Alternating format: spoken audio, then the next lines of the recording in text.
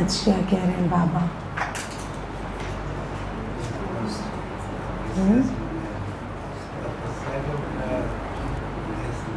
तपस्या की सिद्धि क्या है वो समझाया है ना बाबा। अच्छा तपस्या वर्ष के लिए हमें हर सप्ताह गाइडेंस देते हैं।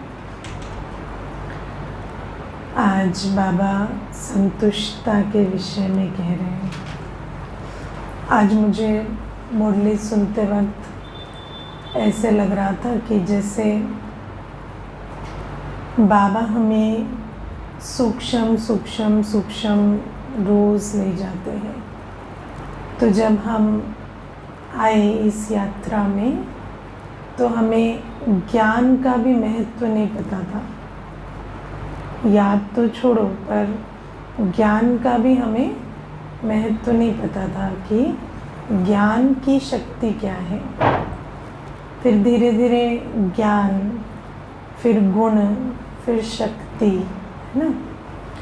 फिर आज मुरली में जब बाबा दुआओं की बात कर रहे थे तो मैं विचार कर रही थी कि चलो ज्ञान की शक्ति हमें समझ आती है, हमें गुणों की भी ताकत अभी समझ आती है, शक्तियाँ भी जो बाबा ने हमें दी उनका भी महत्व कहीं ना कहीं हमें समझ आता है कि अच्छा सहने से क्या होता है या समाना कितना ज़रूरी है। लेकिन दुआओं का महत्व समझ आता है ना। दुआएं जो, क्योंकि दुआएं हम सुनते हैं ना। मुझे याद है कि जब प्रकाशमणि दादी जी को अंत में, है ना, अंतिम घड़ियों में, मतलब जब एकदम ऑलमोस्ट स्टेज उनकी जब बहुत ऊंची हो गई थी तो दादी को पूछते थे कि दादी आपका आजकल पुरुषार्थ क्या चल रहा है। तो दादी कहते थे दुआएं दो, दुआएं लो, ये मेरा पुरुषार्थ चल रहा है। तो मैं आज विचार कर रही थी कि चलो हम ज्ञान गुण शक्ति का तो महत्व समझते हैं, लेकिन दुआएं देना, दुआएं लेना, इसका हम कितना महत्व समझते हैं, है ना। क्योंकि बाबा ने आज हमें दो प्रकार की दुआएं समझाई हैं। एक बाप की दुआएं और दूसरी सर्व की दुआएं। और बाबा ने कहा कि ये दुआएं विमान की तरह काम करेंगी और तुम्हें ऐसा लगेगा जैसे तुम उड़ती कला में हर बात को पार कर रहे हो। लेकिन ये जो दुआएं हैं ये हमें लेनी आती हैं। हम बाप की दुआएं लेना, सर्व की दुआएं लेना सीख रहे हैं, है ना। क्योंकि कई बार मनुष्य सब कुछ करता है पर दुआएं लेने की विधि नहीं आती, है ना। देखो मैंने ऐसा अनुभव किया जीवन में कि मर्यादा संपन्न एक तो श्रेष्ठ कर्म, फिर श्रेष्ठ कर्म भी जब विधिवत होता है तो दुआएं मिलती हैं।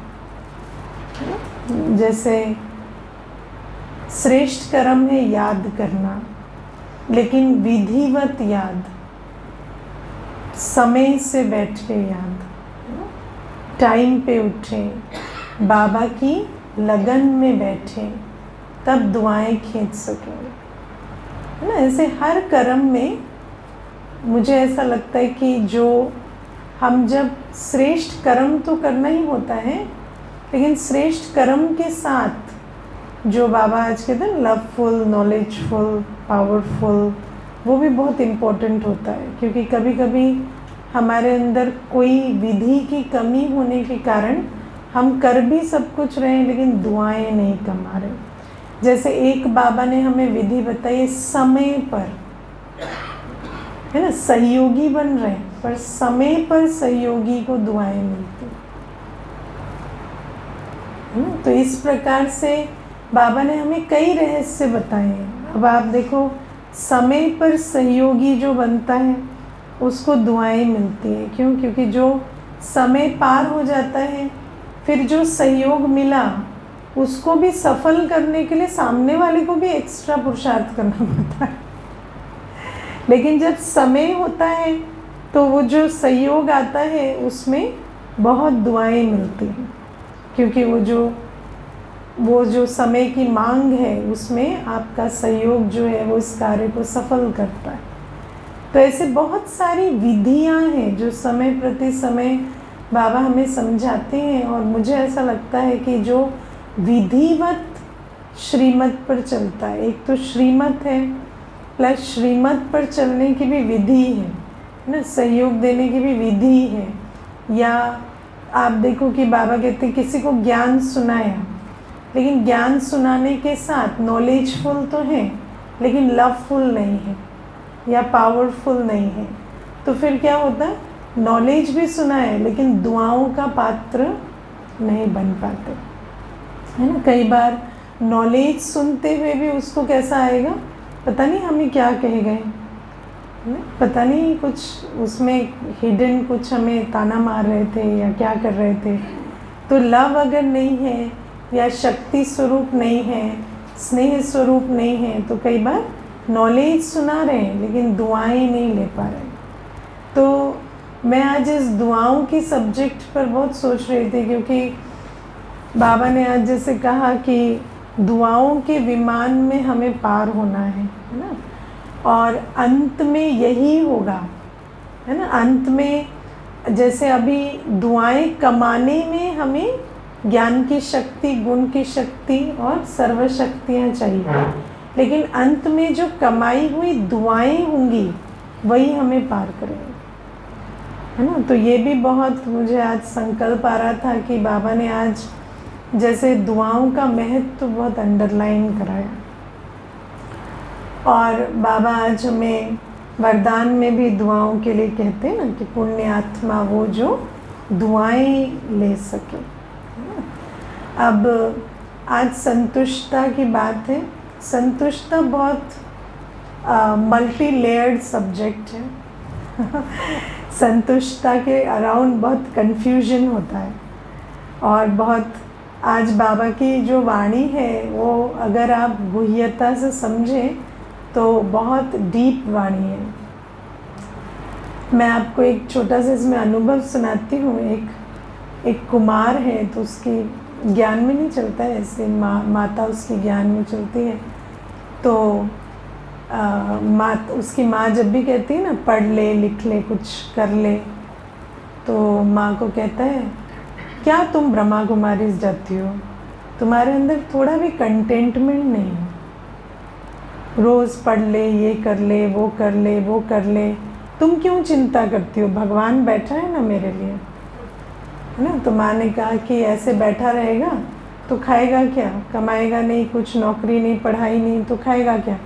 कहता है भगवान सबको देता है, मैं लंगर में खा लूँगा जाके, है ना। भगवान का द्वार तो सबके लिए खुला है ना। तो इस प्रकार से वो बातें करता है। तो इतनी उसने कन्विक्शन से बोला कि माँ को भी लगा पता नहीं मेरे में ही असंतुष्टता हो रही है, ये ज़्यादा संतुष्ट हो गया है, इसको ज्ञान ज़्यादा समझ में आ रहा है, मुझे समझ में नहीं आ रहा है, या क्या बात है। तो माता आई और मुझे कहती दीदी बेटा ऐसे ऐसे कहता है, अब क्या सच में ये संतुष्टता है, क्योंकि वो तो मुझे ऐसा कह रहा है।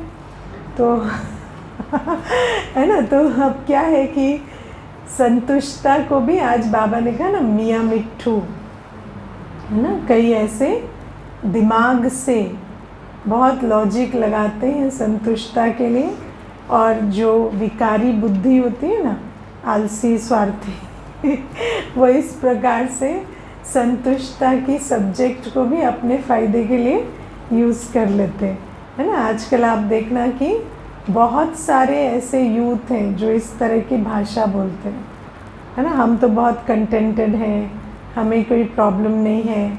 एक भाई आता था तो उसकी माँ ने उसको ज़बरदस्ती भेजा था, उसका मन नहीं था। तो मैंने उसको कहा कि देखो दुनिया में इतना दुख है, इतनी समस्याएं हैं, तो मुझे कहता है आप लोग सब ना दुखी लोग हैं, इसीलिए आपको इतना दुख और समस्याएं नज़र आती हैं दुनिया में। मुझे तो कोई दुख और समस्या नज़र नहीं आती। I am very happy with the world, I am happy with life. आप लोगों के जीवन में कोई दुख होगा इसीलिए आपको दुख नज़र आता है। है ना। तो मैंने बहुत कोशिश की, लेकिन मैं उसको समझा नहीं सकेगी दुख एक्चुअली है ना। तो ये क्या है कि कई इस प्रकार से सूडो संतुष्ट, है ना, ये बड़ा इंटरेस्टिंग चीज़ है। संतुष्टता दिखावे की है ना, और अंदर अपने विकारों के वश उसको प्रोटेक्ट करते हैं उस आइडिया को। तो इस प्रकार की संतुष्टता से बहुत सावधान रहना, है ना। कई कहेंगे हम तो खुश हैं जीवन में, आप क्यों इतना लगे पड़े हो, आपको मेडिटेशन भी करना पड़ता है, आपको क्लास भी करनी पड़ती है, आपके जीवन में शायद कोई समस्या होगी, हमारे जीवन में तो सब ठीक चल रहा है, हम तो बहुत संतुष्ट हैं, परिवार से भी, व्यापार से भी, शरीर से भी, आप ही लोगों को ज़्यादा तकलीफ़ है, इसीलिए आप इतना मेहनत करते हो। तो इस प्रकार की बहुत सारी सूडो संतुष्टता बहुत चलती है दुनिया में, है ना। अभी देखो, कल क्लास की बात मैं शाम को भी बता रही थी ना, एक बहन ने मुझे बहुत अच्छी बात कही, बोली दीदी 2 साल पहले मुझे अगर आप ये बातें कहते ना तो मैं कहती क्या बातें कर रहे हो, लेकिन आज मुझे ऐसा लग रहा है कि एकदम जो भी आप कह रहे हो ना कि सचमुच शक्तिहीनता है, हर्ट फील हो रहा है, इंसल्टेड फील हो रहा है, सब हो रहा है, तो ये अचानक कैसे हो जाता है। ये एकदम से कोविड आया तो अचानक मेरा इतनी पर्सनालिटी में चेंज कैसे आ गया। तो आप देखो कि ये जो हम समझते हैं ना कि हम संतुष्ट हैं, लेकिन वास्तव में हम संतुष्ट नहीं हैं। या तो हम किसी टेम्पररी आधार से चल रहे हैं। अब वो बच्चा क्यों इतना संतुष्ट है, पॉकेट मनी बढ़िया आ रही है ना। मैंने उस माता को पूछा पिछली बार फ़ोन कब लिया था, बोले पिछले महीने आईफोन लिया था, पिछले महीने मेरी सैलरी से आईफोन लेके गया है और कहता है लंगर में खा लूँगा, है ना। तो मैंने कहा वो कहीं नहीं खाएगा, वो आपकी जान खाएगा बस, है ना। तो ये जो कहते हैं ना कि हम संतुष्ट हैं, संतुष्ट हैं, संतुष्ट नहीं हो, तुम खून पी रहे हो किसी का, है ना, तो तुम संतुष्ट लग रहा है तुम्हें कि मैं संतुष्ट हूँ, लेकिन संतुष्ट नहीं हो। कोई है जिसने तुम्हें ऑफ़र किया हुआ है कि मुझे पूरी तरह से एक्सप्लॉइट करो अपना, चाहे वो धन है, चाहे इमोशनल सेटिस्फैक्शन है, चाहे कोई और चीज़ है, हर प्रकार से, है ना, उसकी तरफ से तुम्हें वो सपोर्ट मिल रहा है, जिस पर तुम अपनी जीवन में संतुष्टता की भ्रम पैदा करके जी रहे हो। तो ये भी एक कारण होता है।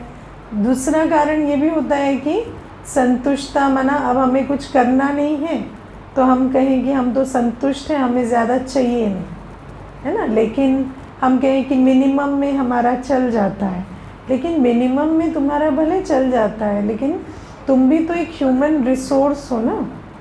चलो आत्मा भी नहीं, सेवाधारी भी नहीं, एक ह्यूमन रिसोर्स तो हो, तुम्हारा कोई आउटपुट तो होना चाहिए। पेड़ भी अपना आउटपुट दे रहे हैं खड़े होकर, है ना। तुम्हें कुछ नहीं करना है, तुम्हें सिर्फ अपना टाइम एनर्जी वेस्ट करना है, कंजम्पशन में अपनी जीवन बितानी है, तो तुम्हें कोई कर्म नहीं करना है, तो तुम कहोगे हम संतुष्ट हैं, है ना। बड़े बड़े दिन भर टीवी देख रहे हैं, दिन भर मोबाइल देख रहे हैं, तो ये क्या है, ये संतुष्टता नहीं है। तो संतुष्टता के अराउंड बहुत सारा कन्फ्यूजन है, इसीलिए संतुष्टता की सब्जेक्ट को अच्छे से समझना बहुत ज़रूरी है। तो बाबा हमें आज कहते हैं कि एक अच्छा ब्राह्मण सदा और सर्व संतुष्ट होता है। ब्राह्मण जीवन की संतुष्टता विशेषता है। ये जो ब्राह्मण जीवन की विशेषता संतुष्टता के रूप में मिलती है।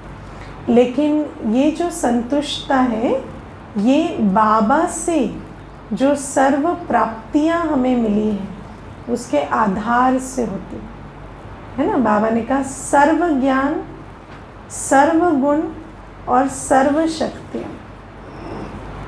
सर्व ज्ञान, सर्व गुण और सर्व शक्तियाँ जब आत्मा में भरपूर होती हैं तब वो आत्मा रियली संतुष्ट होती है। रियली संतुष्ट माना सबके साथ, हर परिस्थिति में, वर्तमान भविष्य संतुष्ट।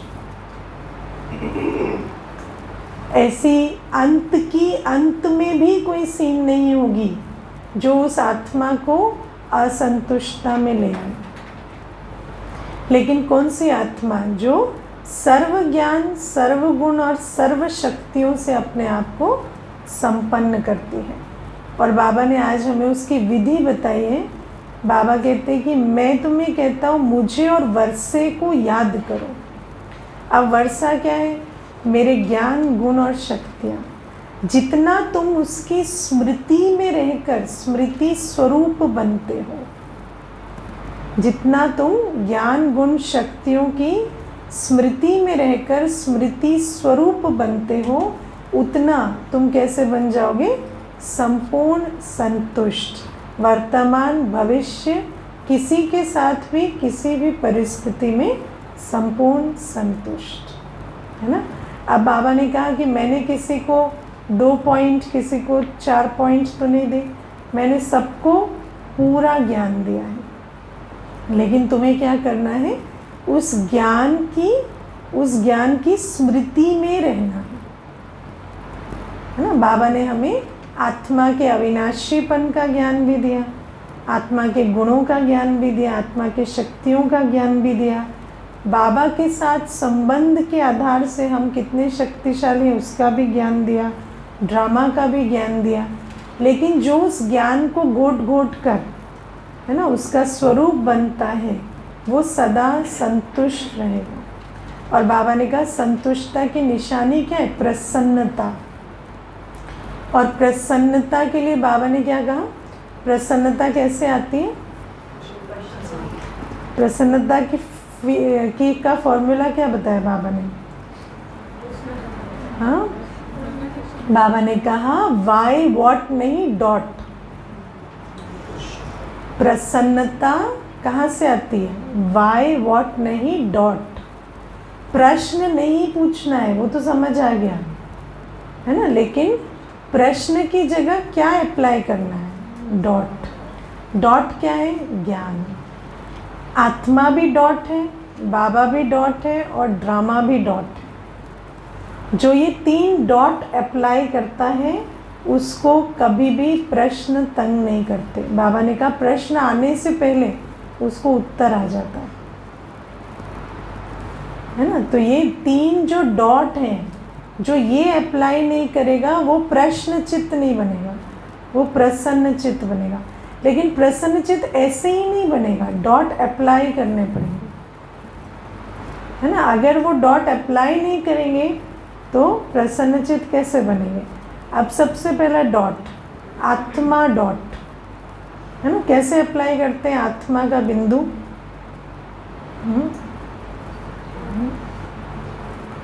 कैसे अप्लाई करते हैं?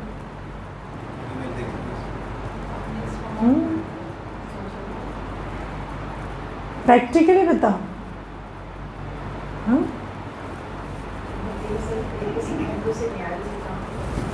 देखो कल मैं क्लास कराने के लिए आ रही थी, तब किसी ने कुछ नुकसान कर दिया, ठीक है। तो जब वो नुकसान हुआ तो मैंने डॉट लगाया। कौन सा डॉट? कि मैं एक आत्मा हूँ, मैं क्या करने जा रही हूँ? पुण्य की कमाई करने जा रही हूँ। अब इसको मैं बुद्धि में रखूँगी तो मेरी कमाई का क्या होगा, है ना। उसको तो जो करना है वो करेगा, है ना? तो आपको अपनी स्मृति में आना पड़ता है। मैं एक आत्मा हूँ, मेरे लिए क्या इम्पोर्टेंट है? मेरी ज्ञान स्वरूप स्थिति, मेरी प्योर स्टेट ऑफ माइंड, मेरी शांति, मेरी खुशी की अवस्था बहुत वैल्यूबल है। इससे विश्व परिवर्तन का कार्य शिव बाबा कर रहा है, इसके आधार से इतना बड़ा कार्य चल रहा है। तो मुझे उस स्वमान की स्मृति में रहकर वो डॉट अप्लाई करना पड़ेगा।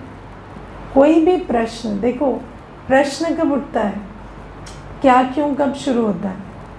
जब कोई कुछ कह देता है, कोई नुकसान हो जाता है ना, कोई हानि की बात हो जाती है, कोई स्तुति की बात हो जाती है, किसी चीज़ में आपने बहुत मेहनत की, वो सक्सेसफुल नहीं हुई, तो है ना, आप कोई रेसिपी बहुत बना के 2 घंटे से लगे हुए थे और उसको जब टेस्ट किया तो वो ठीक नहीं बनी, तो फिर क्या क्यों शुरू हो जाते, क्या हो गया इसमें, ऐसा क्या हो गया, आज तो सब कुछ ठीक डाला था, आज तो टेम्परेचर भी ठीक था, दही पहले से बाहर भी निकाल दिया था, फिर आज कैसे फट गई, फिर क्या हो गया।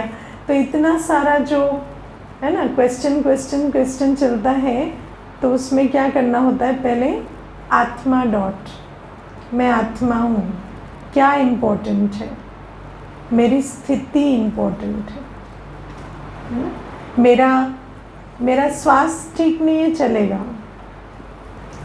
खाना ठीक नहीं बना चलेगा, काम ठीक नहीं हुआ चलेगा, अपमान हो गया चलेगा नुकसान हो गया चलेगा, लेकिन मेरी स्वस्थिति बिगड़ गई तो मेरी अंतमते सोगति नहीं होगी, है ना। तो आत्मा का ज्ञान हमें क्या क्यों से बचाता है, ठीक है। तो आत्मा रूपी डॉट, प्रश्नचित्त असंतुष्ट होता है ना। जितना आप प्रश्न चलाएंगे कुछ नहीं होगा, इन प्रश्नों के कोई उत्तर नहीं है, क्या क्यों के उत्तर है, कोई नुकसान क्यों करता है, फिर करेगा, कुछ नहीं कर सकता,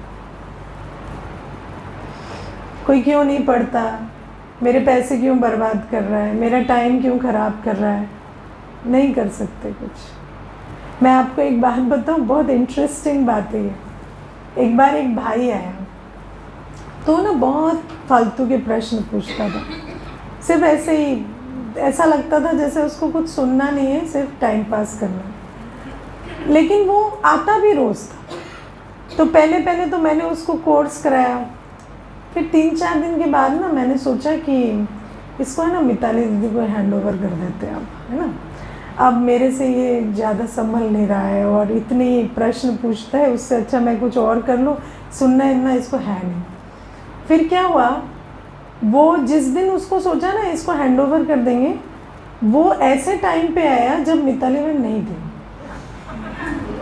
कोई नहीं उस दिन, तो मैं ही हूँ, फिर मैं और वो। फिर अगले दिन भी ऐसी ही एक सिचुएशन हुई, जब मिताली मैम कहीं और बिजी है, तो फिर वो उस टाइम पे आ गया, मैं ही फ्री थी। तो फिर मुझे समझ में आया ये क्यों करने से कुछ नहीं होगा, अब ये बोलेगा और मेरे को बैठ के सुनना है, ये भी कोई हिसाब किताब ही है ना।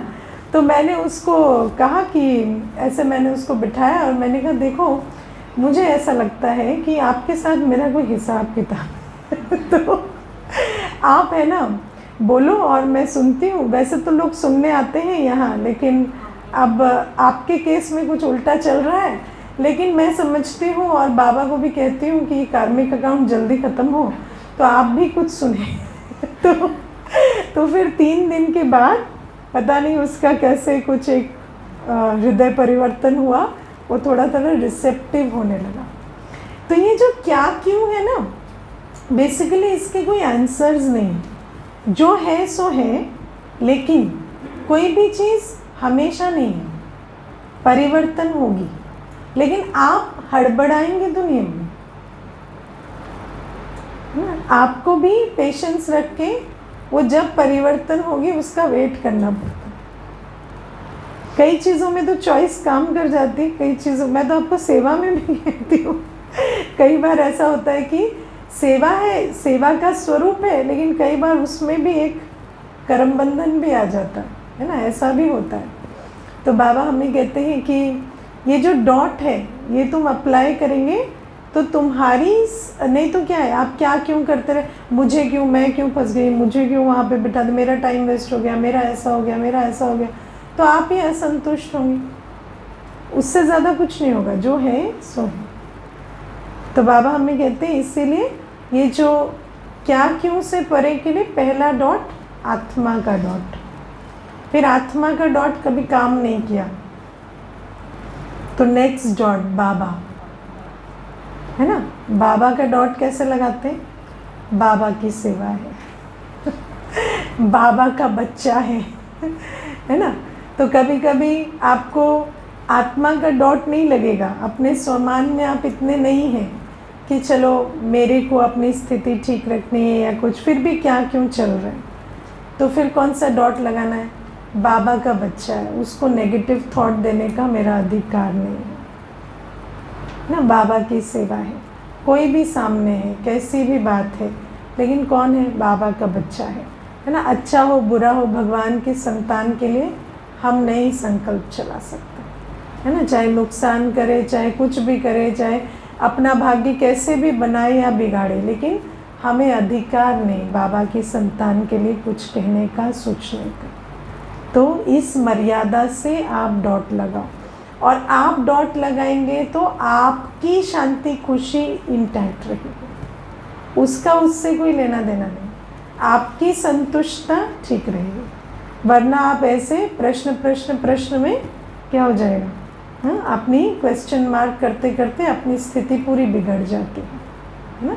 और तीसरा डॉट, ड्रामा का डॉट। ड्रामा का डॉट, जो भी हो रहा है हर कल्प यही होता है और यही डिज़ाइन है ना, यही प्रीडेस्टिन्ड ड्रामा है ना। और इसमें कुछ ना कुछ कल्याण ज़रूर है, चाहे मुझे दिख रहा हो ना दिख रहा हो, समझ में आ रहा हो ना समझ आ रहा हो। तो ऐसे करके डॉट लगाना होता है।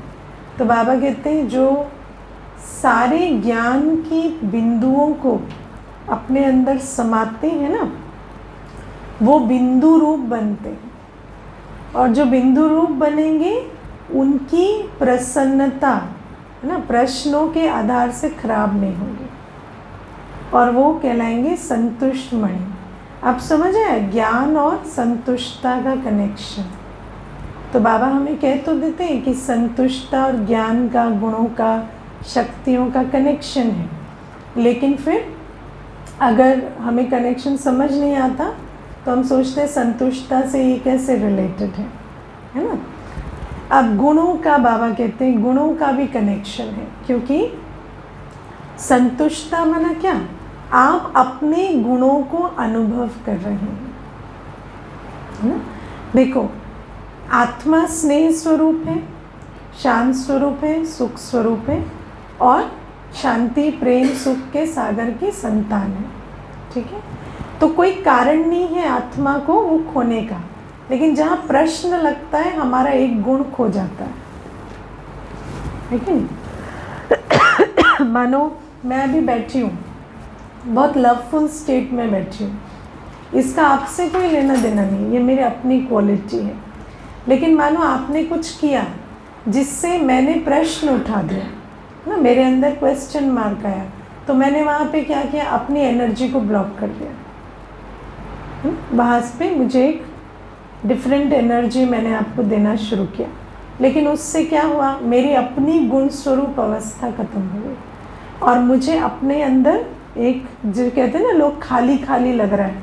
खाली खाली क्यों लग रहा है? अपने सारे जो आत्मिक जूस हैं उसको तो तुम ब्लॉक करके रखते हो, इस कारण से शांत नहीं रहेंगे, इस कारण से खुश नहीं रहेंगे, इनके साथ कौन प्यार से चल सकता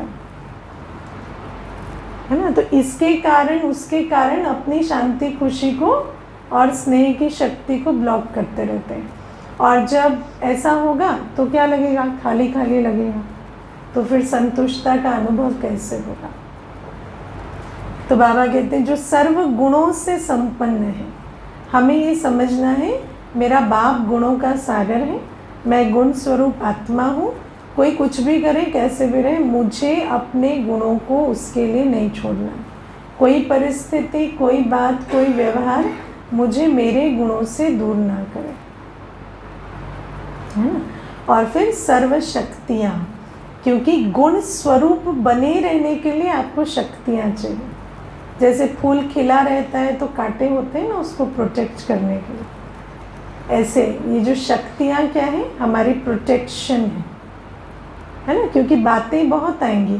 देखो, व्यक्ति कहता है मैंने ना सुबह से तय किया था मैं सब हर परिस्थिति में शांत रहूँगा, है ना, लेकिन इतनी बड़ी नुकसान की खबर आ गई कि क्या कहें, है ना। तो आप उसको एब्जॉर्ब करेंगे तो सुबह का संकल्प में स्थित हो सकेंगे। अब अपनी सहने की शक्ति नहीं है, कहते हैं हम बात तो सह लेते हैं लेकिन धन का नुकसान नहीं सह पाते, है ना। तो सहने की शक्ति नहीं है। सहना मतलब सहना, कुछ भी हो जाए हमें सहना, है ना। तो वो जो सहन शक्ति की कमी के कारण अपने गुणों को फिर खो देंगे। इसीलिए बाबा ने हमें बहुत अच्छी एक नियम बताया है कि ब्राह्मण जीवन में सदा सफलता स्वरूप रह सकते हैं, लेकिन सफलता स्वरूप रहने का आधार शक्ति स्वरूप है। सफलता स्वरूप माना मेरे गुण ना खोए, मेरा कोई कर्म इनएक्यूरेट ना हो, लेकिन वो कब होगा? जब शक्तियाँ होंगी। अगर शक्तियाँ नहीं हैं तो आप सोचेंगे कि मैं उल्टा ना बोलूँ, उल्टा ना सोचूं, कोई ऐसा कर्म ना करूं, लेकिन वो शक्ति की कमी आपसे वो करवा देगी ना। इसीलिए अल्टीमेटली व्यक्ति कहता है हम अपने संस्कार से मजबूर हो जाते हैं ना। तो वो जो संस्कार हैं वो एक्टिव होने से आप रोक क्यों नहीं पाते? क्योंकि वो जो शॉक एब्जॉर्बर है बीच में शक्ति, वो फंक्शनल नहीं है ना। तो बाबा कहते बाप से सर्व गुण, सर्व ज्ञान और सर्व शक्तियाँ लो। और कैसे एक्टिवेट होते हैं ये? स्मृति। सुबह सुबह स्वमान लो, मुझ में बहुत सहन शक्ति है। कोई भी बात आती है, शुरू शुरू में छोटी छोटी बातें आएंगी, उसमें स्मृति के आधार से मेरा बाप सर्वशक्तिवान, मैं मास्टर सर्वशक्तिवान, उस आधार से अपनी शक्ति की स्टेज से उस बात को पार करो। छोटी छोटी बातें पार करते करते आपको फील होगा कि मैं एक्चुअली बहुत शक्तिशाली है ना। लेकिन स्मृति से, जैसे आप पहले दिन जिम जाते हैं तो क्या होता है, हाँ, छोटे छोटे डंबल उठाएंगे ना, छोटे छोटे में आपको पता चलता है इतना तो मैं कर पा रहा हूँ, फिर धीरे धीरे बड़े भी, है ना। लेकिन पहले आपको बताते हैं कि इसको उठाने से कुछ हो नहीं जाएगा, आपकी शक्ति बढ़ेगी। तो ऐसे बाबा कहते छोटी छोटी बातें आती हैं ना दिन भर में, तो उन छोटी बातों में अपनी स्मृति के आधार से शक्ति स्वरूप होके चलो, धीरे धीरे तुम्हारी शक्ति बढ़ जाएगी। मुझे याद है जब मैं ज्ञान में आई, मेरे अंदर इतनी भी शक्ति नहीं थी कि मैं इतना क्रिटिसिज्म सह सकूं। इतना भी कोई बोल देता था ना तो क्रोध भी आता था, दुख भी होता था, इंसल्ट भी फील होती थी, बहुत गुस्सा था। लेकिन जैसे जैसे बाबा ने कहा कि, है ना, मैंने एक बहुत अच्छी प्रैक्टिस की थी। जब भी कोई कुछ कहता ना तो मैं चेक करती, कुछ हुआ क्या, खून निकल गया कान से, हाँ कुछ हो गया क्या, कुछ भी नहीं हुआ, आत्मा भी ठीक है, बॉडी भी ठीक है, क्या हुआ, ईगो ही तो हर्ट हुई है ना। तो ईगो को बोलो बाबा तुम्हें मीठे बच्चे कहते हैं ना, ठीक है, इट्स ओके, है ना। तो ऐसे कर करके धीरे धीरे धीरे धीरे वो शक्ति बढ़ाते बढ़ाते आज तो किसी बात का असर ही नहीं होता, है ना। तो बाबा कहते हैं इतनी तुम्हारी शक्तियाँ बढ़ जाएंगी, लेकिन तुम्हें स्मृति स्वरूप होके चलना पड़ेगा। बाबा ने कहा है तुम्हें समेटने की शक्ति, विस्तार को संकीर्ण करने की शक्ति है ना। तो समेटो, बैठो, जैसे बहुत सारी प्लानिंग में चले गए हैं, कोई चीज़ है जिस पर आपको रिसर्च करनी है, या कोई आपको टास्क मिला है, सेवा मिली है, उसमें आपकी बुद्धि बहुत विस्तार में चली गई, फिर उसको बोलो 1 सेकंड में शांत हो जाओ, फुल स्टॉप लगाओ। ऐसे अभ्यास करते करते आपको पता चलेगा आप किसी भी बात के विस्तार के बाद फुल स्टॉप लगा सकते। विस्तार में जाना, सार में आना आपके लिए पॉसिबल है। तो ऐसे करते करते धीरे धीरे शक्तियाँ डेवलप हो जाएंगी। तो बाबा हमें कहते हैं कि जो आत्माएं इस प्रकार से अपनी शॉक एब्जॉर्प्शन, अपने गुणों को, अपने ज्ञान की पॉइंट्स को अपने अंदर भरपूर और रेडी रखती हैं, उनको फिर किसी भी बात में संतुष्टता से असंतुष्टता या प्रसन्नचित से प्रश्नचित हो जाए, ऐसी बात उनके साथ नहीं होती, ठीक है ना। तो ये बाबा ने एक बात समझाई। और बाबा ने आज हमें 3 बातों को कहा कि ये हमारी, अब ये तपस्या, ये जो मैंने आपको बताया गुणों, ज्ञान की पॉइंट, शक्तियों की पॉइंट को प्रैक्टिस करना, इसको तपस्या कहते हैं। अब बाबा ने कहा तपस्या की 3 सिद्धियाँ होनी चाहिए, है ना। पहली सिद्धि, मैं स्वयं से संतुष्ट हूँ, स्वयं के पुरुषार्थ से संतुष्ट हूँ, है ना, स्वयं से नहीं, मैं जो हूँ जैसा हूँ, दूसरे को बुरा भी लगूँ तो भी मैं ठीक हूँ, वो संतुष्ट नहीं। मैं स्वयं के पुरुषार्थ से संतुष्ट हूँ, मैं स्वयं के संस्कारों के परिवर्तन से संतुष्ट हूँ, मैं स्वयं की स्टेज से संतुष्ट हूँ और परसेंटेज से संतुष्ट हूँ। पुरुषार्थ की परसेंटेज मेरी ठीक है और मेरी स्टेज ठीक है। परसेंटेज माना एवरीडे इंक्रीज और स्टेज माना जहाँ मैं अभी हूँ, है ना। तो बाबा कहते हैं ये 4 बातें चेक करो, क्योंकि देखो कई बार हम सोचते हैं वर्तमान के लिए तो मैं संतुष्ट हूँ, लेकिन अगर मेरा पुरुषार्थ ठीक नहीं चल रहा है तो आज संतुष्ट हूँ, कल नहीं होंगी। तो बाबा ने हमें कहा है कि जो दुआएं मिलती हैं बाबा की, दुआएं क्या होती हैं? जो बच्चे, देखो समय की मार से तो हर कोई सीख जाता है, लेकिन जो बच्चे बाबा के ज्ञान से सीखते हैं उसको बाबा दुआएं देता है ना। जो ज्ञान के आधार से पुरुषार्थ करते हैं और स्टेज बनाते हैं उनको दुआएं मिलती है ना। मुझे एक बहन कहती थी बहुत अच्छी बात कि दीदी जब मैं 15-16 वर्ष की थी, हम लोग नेपाल में थे और वहाँ पर मेरे को ब्रह्मा कुमारी का ज्ञान मिला था। तो मुझे कहती थी कि दीदी आप सोचो मैं आज 55 वर्ष की हूँ, तो 15-16 वर्ष की मतलब आज से 40 वर्ष पहले, तो 40 वर्ष पहले तो दुनिया भी अलग थी और नेपाल में तो जैसे स्वर्ग लगा पड़ा था, है ना। वहाँ तो प्राकृतिक सौंदर्य और ऐसा, और फिर हम मुरली में सुनते थे विनाश होगा, ऐसा होगा। मैं सोची पता नहीं क्या है ये विनाश होगा, कैसे हो जाएगा विनाश, कहाँ दुख है, कहाँ धोखा है। कोई क्रोध ही नहीं कर रहा, कोई क्रोध करता ही नहीं था दीदी वहाँ, ना कोई हमें ऐसा फील होता था कि कलयुग है या कोई ऐसा है। लेकिन मुझे ना एक बार सपने में ब्रह्मा बाबा दिखे थे, तो मुझे उससे निश्चय हो गया था कि ये बाबा है, शिव बाबा इनके तन में आए हैं। तो उस निश्चय से मैं सोचती थी जो भी भगवान कह रहे हैं ना हो रहा होगा, ठीक होगा, भले ही मुझे आज दिखता है नहीं दिखता है। तो ऐसे करके मैं पुरुषार्थ करती चली गई। मुझे कहती है दीदी आज मैं 40 वर्ष के बाद फील करती हूँ कि जो मैंने 40 वर्ष तपस्या की उससे मेरी बहुत अच्छी स्टेज है।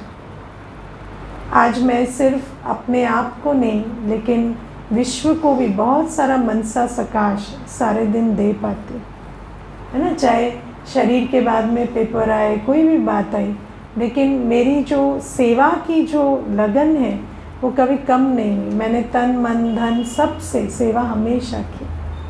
तो ये जो बाबा कहते हैं ना कि जो भगवान की श्रीमत पर पुरुषार्थ करता है ना, और जो उस पुरुषार्थ को समझता है कि बाबा ने मुझे ये लक्ष्य दिया है तो उस लक्ष्य तक मैं अंत तक पहुंच जाऊंगी। ये नहीं कि मैं आज ठीक हूँ, आज संतुष्ट हूँ, नहीं, परिस्थितियों से आंकलन नहीं करता।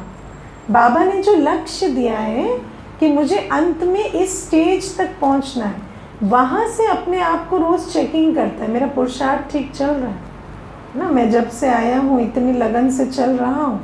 तो जो उस तरह से संतुष्ट रहता है ना उसको दुआएं मिलती है ना। बाबा देखता है मेरा बच्चा मेरे कहने से कर रहा है। आप देखते हो भले ही कभी आप कोई बच्चे को काम देते हो, है ना, वो उससे काम होता भी नहीं। मुझे याद है एक माता मुझे सुना रही थी कि मैं बेहोश हो गई एक दिन घर में, गर्मियों के दिन थे, भोजन बना रही थी, तो मेरा छोटा बच्चा जो है ना दीदी, उसको ना मग नहीं मिला, तो वो ना ऐसे पानी हाथ में ला के, है ना, तो मैं उसको देख रही हूँ, मैं वैसे मतलब आधी ऐसे मूर्छित अवस्था में हूँ, लेकिन मैं उसको ऐसे धुंधली नज़र से देख पा रही हूँ कि वो ऐसे हाथ में लाता है, आधे टाइम उसका गिर जाता है, फिर वो लाता है फिर गिर जाता है। तो लेकिन मैंने वो अंत में लाके थोड़ा बहुत छिड़क के फिर उसको पता है कि मम्मी को ऐसे जगाना है ना। तो उसको, तो वो जो मैंने देखा मेरे को इतना प्यार आया, तो मैंने सोचो एक तो आप मूर्छित हो, कुछ कर भी नहीं पाया आपके लिए, लेकिन आपकी दुआएं उसने ली। क्यों? क्योंकि उसकी सच्ची दिल की मेहनत दिख रही है, उसका आपके लिए प्यार दिख रहा है। तो बाबा भी हमें कैसे दुआएं देता है, बाबा ने कहा हमने की। कुछ पूछा नहीं, कुछ सोचा नहीं, बस किया, है ना। तो इसमें दुआएं मिलती। बाबा कहते हैं और ये जो बाप की दुआएं हैं ना, ये अंत घड़ी हमारे लिए विमान का काम करेंगे। फिर बाबा कहते हैं दूसरी बात, सेवा में मनसा वाचा कर्मणा, जो बाबा ने कहा है ना, मैंने वो पूरी सेवा की, है ना। तन मन धन की सेवा जो बाबा ने कही मैंने की। मैं समझती हूँ सेवा से पुण्य का खाता तो जमा होता है, लेकिन उससे भी ज़्यादा हमें बाप की दुआएं मिलती है ना। क्योंकि कई बार ऐसा होता है, मैं आपको बहुत छोटी सी बात कहती हूँ, आप अनेकों की सेवा करते हो, है ना। कई उसमें से सहयोगी भी नहीं बनते, कई योगी भी नहीं बनते, कई तो ऐसे, है ना, अपशब्द भी कहकर चले जाते हैं। लेकिन मैंने देखा जब आप निरंतर सेवा करते जाते हो ना, बाबा आपको समय पे सहयोग दिलाता है। और आप उस समय सोचते हो अरे इसका तो हमने सोचा भी नहीं था ये कभी सहयोग कर देगा, लेकिन बाबा उससे भी करवा के आपको वो सेवा आपकी पूरी करवा देता है। क्यों? क्योंकि आपको बाप की दुआएं मिली, है ना। आपने बाप की श्रीमत पर तन मन धन लगाया है, मनसा वाचा कर्मणा सेवा की है, तो आपको दुआएं मिलती। और बाबा कहते हैं फिर सर्व के साथ संबंध संपर्क में आते वक्त भी ध्यान रखो, है ना। परमात्मा संतान है ना, हम एक आत्मा है, हम उनके साथ इस प्रकार से लवफुल रिस्पेक्टफुल होके संबंध में आए कि हमें उनकी भी दुआएं मिले। तो बाबा कहते हैं ये जो 3 प्रकार का खाता है अपना चेक करो। तपस्या से ये वाला जो खाता बनेगा ना, वो नहीं कि आज खर्चा चल रहा है, नहीं, ये जो पुण्य का जमा का खाता है ना, ये तुम्हें अंत घड़ी तुम्हारी संतुष्टता की स्टेज को कायम रखने में मदद करेगा। तो बाबा इसीलिए कहते हैं कि तपस्या की ये 3 सिद्धियां हैं, इसको बहुत अच्छे से चेक करके चलो, है ना। और फिर बाबा ने आज फीलिंग का फ्लू बताया, है ना। बाबा ने कहा कि वैसे तो हर बच्चे को पास होना चाहिए, है ना, लेकिन होली हंस अर्थात सदा पवित्र और सर्वशक्ति से संपन्न। होली हंस कौन रहेगा? होली हंस माना किसी भी बात से उनको लेप छेप ना चढ़े, कोई बात उनको अपनी स्थिति से नीचे ना गिराए। इसके लिए सबसे इम्पोर्टेंट चीज़ क्या है?